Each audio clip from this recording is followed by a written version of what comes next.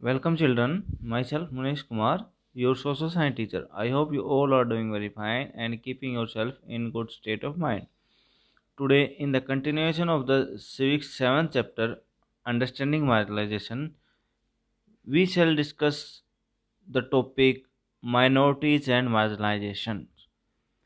इस चैप्टर में हमने अब तक रीड कर लिया था कि कैसे आदिवासी कम्युनिटी को जो है मार्जिनलाइजेशन का सामना करना पड़ा था, कैसे वो कम्युनिटी मार्जिनलाइज हुई थी और क्या क्या उनकी डेवलपमेंट हुई थी, क्या क्या उनको जो है ट्रबल्स फेस करनी पड़ी थी in the main stream society.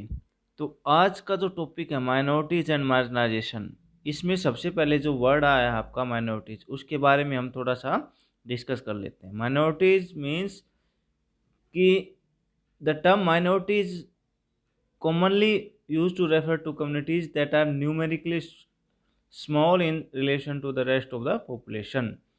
Means जैसे आपको पता कि मेजोरिटी और माइनॉरिटी दो वर्ड है। मेजोरिटी एक मेजर वर्ड, मेजर शब्द से जो है वो मेजोरिटी वर्ड बना है।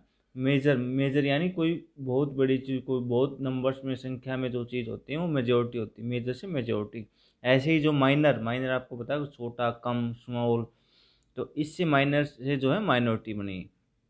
तो माइनॉरिटी क्या होती है, वो एक ऐसे कम्युनिटी को रिप्रेजेंट करते हैं जो कि रिलीजियस बेस पर, जो कि लिंग्विस्टिक बेस पर जो है वो स्मॉल इन नंबर्स होती है in comparison to other communities of the population, rest of the population. Means कहने का मतलब तात्पर्य यहाँ पर ये है कि माइनॉरिटी कम्युनिटी वो कम्युनिटी होती हैं जिसके नंबर्स जो हैं कम होते हैं, स्मॉल होते हैं, न्यूमेरिकली यानी संख्या में जो है वो कम होते हैं, in the relation to the rest of the population, जो हमारी कंट्री की और दूसरी पॉपुलेशन है उनके अकॉर्डिंग, उनके कंपैरिजन में, उनके रिलेशन में ये जिनके नंबर्स कम होते हैं तो उनको माइनॉरिटी बोला जाता है।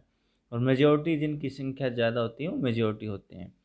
तो अब यहाँ पर क्या हम क्यों रीड कर रहे हैं, क्योंकि आपने यूनिट 1 में आपने रीड किया था कि constitution provide safeguards to religious and linguistic minorities as part of our fundamental rights, कि कॉन्स्टिट्यूशन जो है वो इनको सेफ गार्ड, एक तरीके से ऐसी फैसिलिटी देता है जो कि रिप्रेस होने से जो है बच जाते हैं। उनको कॉन्स्टिट्यूशन जो है इनके फंडामेंटल राइट्स को सेफ गार्ड करता है। जो कि माइनॉरिटी होती हैं कौन सी, रिलीजियस बेस पर, वो धर्म के बेस पर भी हो सकती हैं, और लिंग्विस्ट होती भाषाई बेस पर, यानी ऐसी कम्युनिटी जिसकी जो है, जो ऐसी भाषा जिसको जो कम लोग बोलते हैं, तो वो माइनॉरिटीज कम्युनिटी को जो है कॉन्स्टिट्यूशन जो है, हमारा संविधान जो है उनके सुरक्षा करता है, उनके फंडामेंटल राइट्स की रक्षा करता है। अब ये क्यों करता है, why do you think these minority groups have been provided these safeguards. अब जो आपको देखा था कि माइनॉरिटी ग्रुप को काफ़ी सारे सेफ गार्ड प्रोवाइड किए गए कॉन्स्टिट्यूशन के द्वारा, तो वो क्यों प्रोवाइड किए जा रहे थे, उसके पीछे रीज़न क्या है, कि ऐसा क्या है कि उनको ऐसी नीड हो गई कि हमें उनको जो है वो सेफ गार्ड प्रोवाइड करने पड़े रहे कॉन्स्टिट्यूशन के थ्रू। तो अब इसमें देखेंगे कि however it is a concept that goes well beyond numbers. ये कि माइनॉरिटी केवल नंबर्स के बेस पर ही कोई कम्युनिटी माइनॉरिटी नहीं होती है, उसको जो है कई सारी प्रॉब्लम्स फेस करनी पड़ती है। जैसे in it encompasses issues of power, access to resources and has social and cultural dimensions. Means कि आपको कोई गांव से या शहर से ले लो, कोई कम्युनिटी जो माइनॉरिटी है जिसकी संख्या कम है, उसको जो है शहर में क्या कोई पावर दे देगा, उसको नहीं मिलेगी। एक्सेस टू रिसोर्सेज, अब रिसोर्सेज के ऊपर जो संसाधनों के ऊपर अधिकार भी जो है, एक्सेस पहुंच भी किन की होगी, जो मेजोरिटी में होगी। माइनॉरिटी को जो है, आपको पता है कि गाँव में, शहरों में उन्हीं मेजोरिटी ग्रुप्स के पास ज़्यादा ज़मीन होती है, ज़्यादा रिसोर्स होते हैं, जिनकी संख्या ज़्यादा होती है। माइनॉरिटीज़ को वो सारी पावर्स, वो सारे एक्सेस नहीं मिल पाते, और सोशल और कल्चरल जो डायमेंशंस हैं वो भी उनके अकॉर्डिंग होते हैं, जो कि मेजोरिटी कम्युनिटी वहाँ पर प्रिवेल करती, प्रेजेंट होती है। As you read in the Unit 1, the Indian Constitution recognizes that the culture of the majority influence the way in which society and government might express themselves. Means एक तरह से आपको indirectly यही होता है ना कि मेजोरिटी जो ग्रुप होता है उसी की गवर्नमेंट होती है, तो उसके सारे डिसीजन जो हैं उस पर किसका इन्फ्लुएंस होता है, जो मेजोरिटी ग्रुप होते हैं। तो माइनॉरिटी की जो आवाज़ है वो इससे कहीं ना कहीं रिप्रेस हो जाती, दब जाती है। तो ये सारे रीजन है कि कॉन्स्टिट्यूशन ने उनको राइट्स सेफगार्ड दिए गए हैं। In such cases, size can be disadvantage and lead to the marginalization of the relatively smaller communities. और इस सिचुएशन में वनरेबल कौन होते हैं, जिनको खतरा किनको ज़्यादा होता है, जो माइनॉरिटी होते हैं, जिनके नंबर साइज जो है वो कम होता है, उनको डिसएडवांटेज होता है, क्योंकि उनकी आवाज़ को सुना नहीं जाता, उनकी बातों को जो सुना नहीं जाता। तो इसलिए जो है 10 safeguards are needed to protect minority community against the possibility of being culturally dominated by the majority. अब जो है मेजोरिटी की जो है डोमिनेंस से बचाने के लिए, कल्चरल डोमिनेंस से बचाने के लिए माइनॉरिटी को ये सारे सेफगार्ड दिए गए हैं। They also protect them against any discrimination and disadvantage that they may face.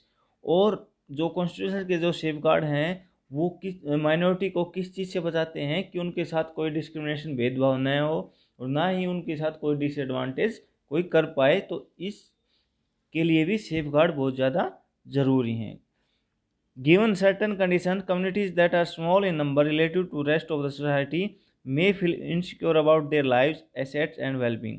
अब क्या होता है कि कुछ कंडीशन ऐसी होती हैं, सर्टन कंडीशन ऐसी होती है कि ये जो माइनॉरिटी कम्युनिटी थी, इनके मन में एक फीलिंग आती है, फीलिंग ऑफ इनसिक्योरिटी, कि असुरक्षा की भावना आ जाती है। कौन सी असुरक्षा? उनकी लाइफ को थ्रेट होता है कि कहीं पर जो है मेजोरिटी जो हमारे साथ जो है हमें जो मार ना दे या उनकी संपत्ति को छीन ना ले।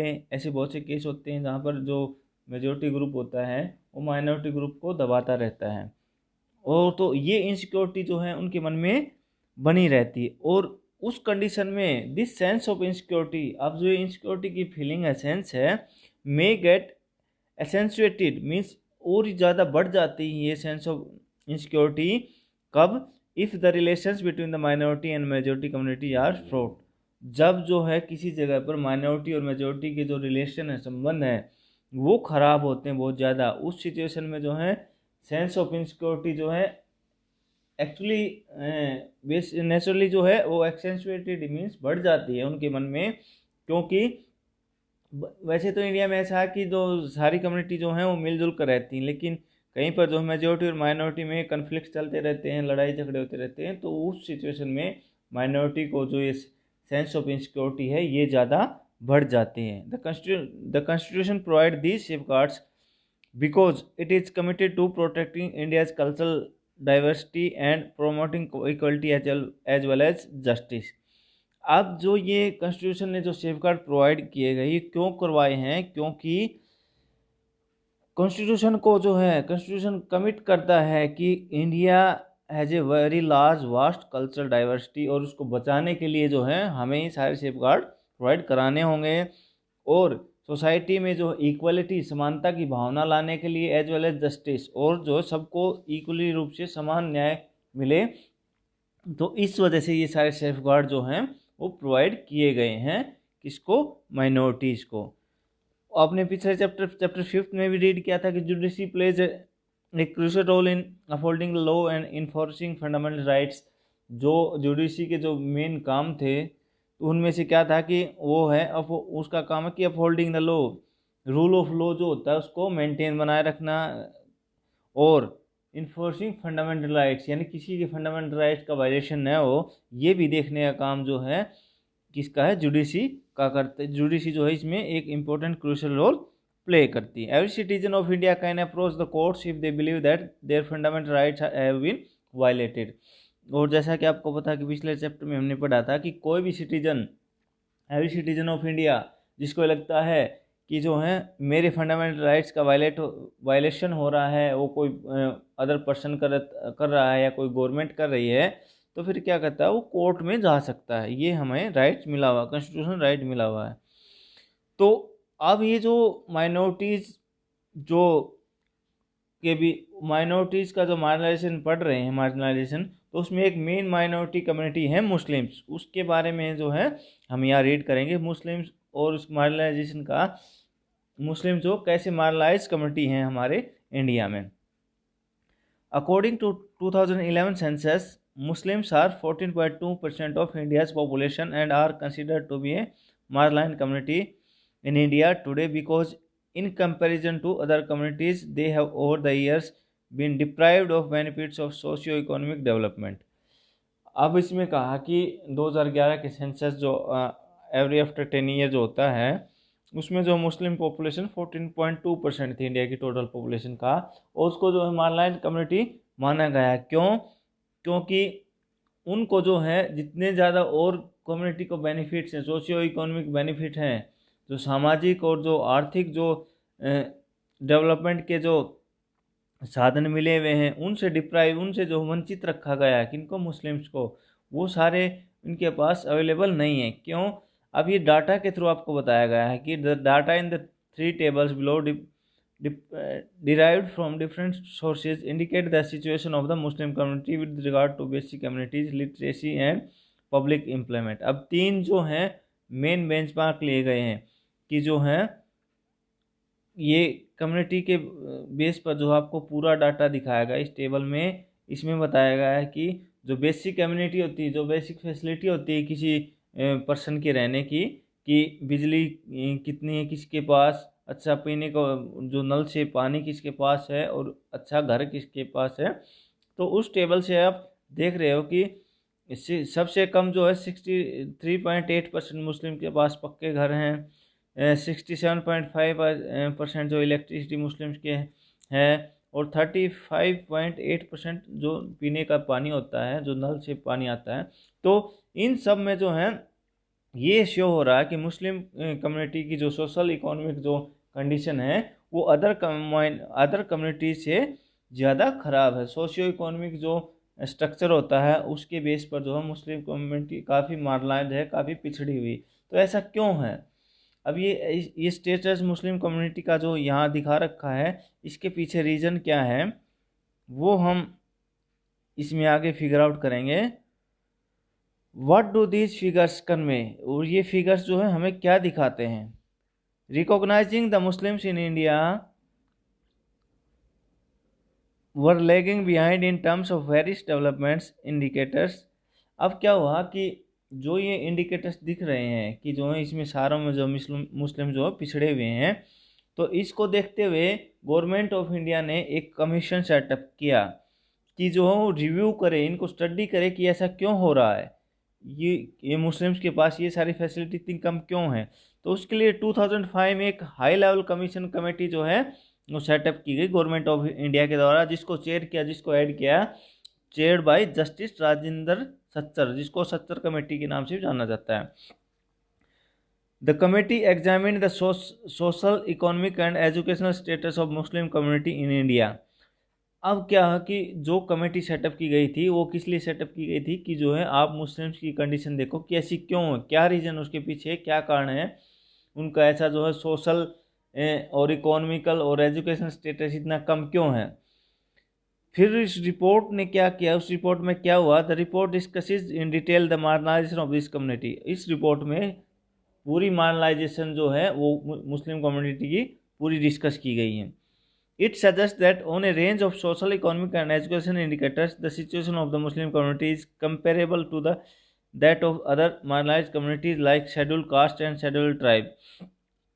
इस रिपोर्ट में जो है SC और ST से जो है कंपेयर किया गया मुस्लिम कम्युनिटी की जो है सिचुएशन को, इकोनॉमिक, सोशल और एजुकेशनल सिचुएशन को, और उसमें बताया गया है कि for example according to report that average years of schooling for Muslim children between the ages of 7 to 16 is much lower than other of the other social religious community। यानी सबसे कम मुस्लिम children जो हैं वो एक तरह से स्कूलिंग करते हैं, पढ़ते हैं। Economic and social marginalization experienced by Muslims has other dimension as well.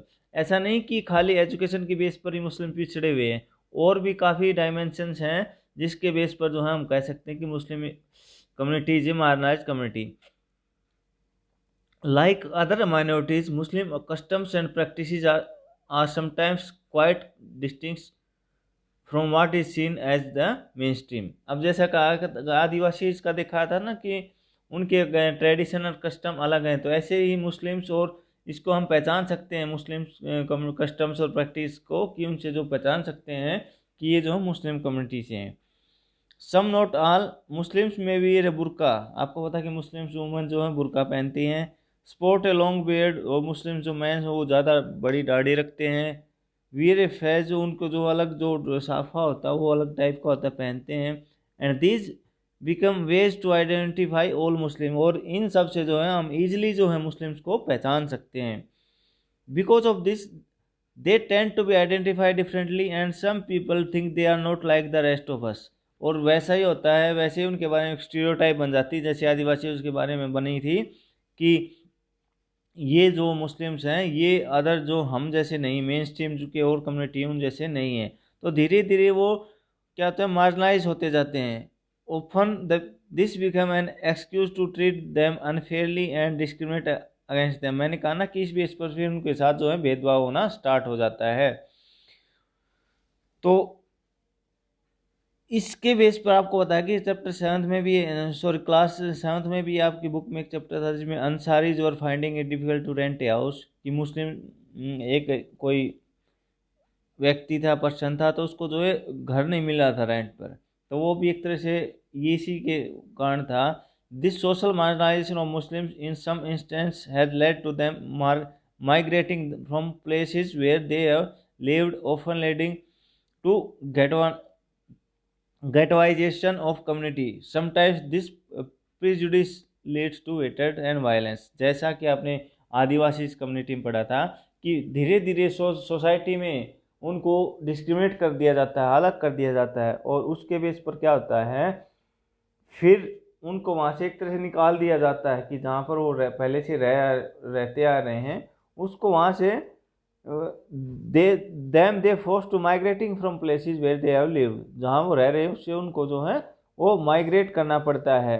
इससे क्या होता है, इसको गेटवाइजेशन हो जाता है। गेटवाइजेशन क्या होता है कि एक तरह से उनका अलग स्पेस, डिमार्केटेड एरिया बन जाता है शहर के बाहर की तरफ, जो कि जहाँ पर बेसिक कम्युनिटी जो है वो उस कम्युनिटी के पास, उस सोसाइटी के पास नहीं रह पाती, जो कि मेन स्ट्रीम सोसाइटी के पास इतनी अच्छी फैसिलिटी है, एम्यूनिटी है। वो सारी फैसिलिटीज जो हैं वो इस गेटोइजेशन, गेटोज क्या होता है कि ऐसा डिमार्केटेड एरिया होता है जहाँ पर जो है वो बेसिक फैसिलिटीज जो है किसी कम्युनिटी को नहीं मिल पाती। तो एक तरीके से ये गेटवाइजेशन जो है स्टार्ट हो जाता है इस कम्युनिटी का, मुस्लिम कम्युनिटी का, और फिर चीज़ें जो हैं धीरे धीरे डिटोरिएट यानी बिगड़ती चली जाती हैं। और इस कभी कभी जो प्रेजुडिस जो पूरा धारणा बन जाती है, तो ये फिर क्या होता है, लीड टू हेट्रेड्स एंड वायलेंस, तो घृणा की और एक तरह से हिंसा की भावनाओं को जन्म देती है। तो in the above section of this chapter we saw how in case of the Muslim community there is a link between economic and social marginalization, कि कैसे जो है इकोनॉमिकली और सोशल जो मार्जिनाइजेशन है उसमें जो इन दोनों के बीच में मुस्लिम कम्युनिटी का काफ़ी लिंक है। मीन्स सोशल कंडीशन जब खराब होती है तो इकोनॉमिक कंडीशन भी धीरे धीरे खराब होती चली जाती है किसी भी कम्युनिटी की, और ऐसा ही जो आदिवासी के केस में हमने पढ़ा था। तो इन दो कम्युनिटीज़ के बारे में जो है हमने इस चैप्टर में रीड किया। कंक्लूजन अब क्या कहता है इस चैप्टर में, in this chapter we try to understand what it means to be a marginalized community, कि हमने पढ़ा कि मार्जिनलाइज्ड कम्युनिटी होती क्या है और उसको किस किस तरह से प्रॉब्लम फेस करनी पड़ती है। पहले जो है वो अपनी अच्छी लाइफ जीते हैं, लेकिन धीरे धीरे जो है वो मार्जिनलाइज होते चले जाते हैं। उसके पीछे रीजन्स जो हैं बहुत सारे हो सकते हैं। उसको सोशली जो है धीरे धीरे डिस्क्रिमिनेट किया जाता है, फिर उसको जहाँ वो रह रहे हैं उनसे फोर्सफुली उनको निकाल दिया जाता है और वो धीरे धीरे मार्जिनलाइज बन जाते हैं। फिर उनको जो है काफ़ी सारी प्रॉब्लम को फेस करना पड़ता है। उनको अच्छी एजुकेशन नहीं मिल पाती, उनके बच्चों को उनकी जो इकोनॉमिक कंडीशन धीरे धीरे ख़राब हो जाती है, ऐसी प्रेजुडिस बन जाती है, ऐसी जो स्टीरियोटाइप बन जाती है कि उनको एक तरह से हेट और वायलेंस की उससे देखा जाता है। तो इस चैप्टर में यही था आपका अंडरस्टैंडिंग मार्जिनलाइजेशन होता क्या है, और अपने आदिवासीज और मुस्लिम कम्युनिटी को जो है इस कॉन्टेक्स्ट में हमने रीड किया है। Thank you. तो this marks the end of your chapter. Thank you.